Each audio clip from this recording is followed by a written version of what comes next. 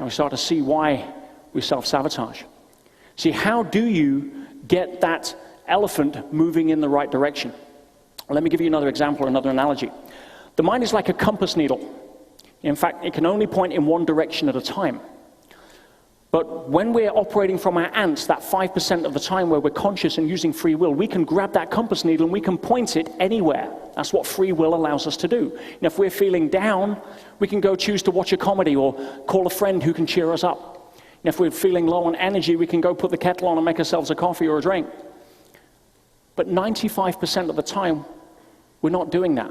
And as soon as we let our hand off of that compass needle consciously, it will always drift back to its default magnetic north, which unfortunately for most people is more negative than positive. And that leads us to our third challenge. And that is something you may want to really tattoo on the inside of your eyelids. And that is that environment trumps will. What do I mean by that? I mean that our intention will always be beaten by our environment over time. For example, let's say that you're a music fan, but you don't like jazz. That's for the other people. You're kind of a country and western kind of guy or girl.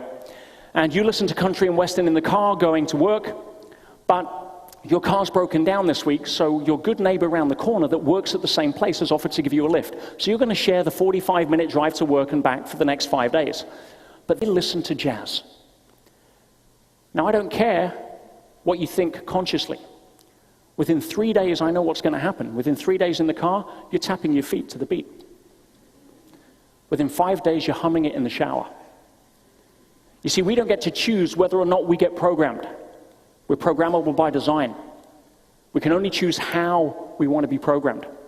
Another way of saying that is you can have all of the intention to be as warm and hot as you like. You can raise your body temperature. You can put on some big clothes. But if you choose to live in a freezer, the environment's going to win over time. In other words, you can read all of the positive affirmations. You can stand in front of the mirror and say that you believe in yourself. But if you live with somebody who is constantly pulling you down, somebody who is reminding you of why you're not good enough and why it won't work, at some point you're going to start to believe it. And it's the law of conformity. If you hang out with 9 recreational drug users, I've got news for you, you're most likely going to become the 10th. If you hang out with 9 positive people that look at life through the lens of how we can, not why we can't, that hold up a mirror for each other's greatness, to be midwives to each other's dreams instead of stealing them, you're likely going to become the 10th, or you'll leave the environment. It's the 95% law, the law of conformity. Yeah? So how do we change that?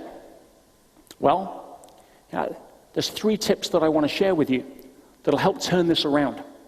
And I'm a pretty simple guy, so I want to give you some pretty simple tips.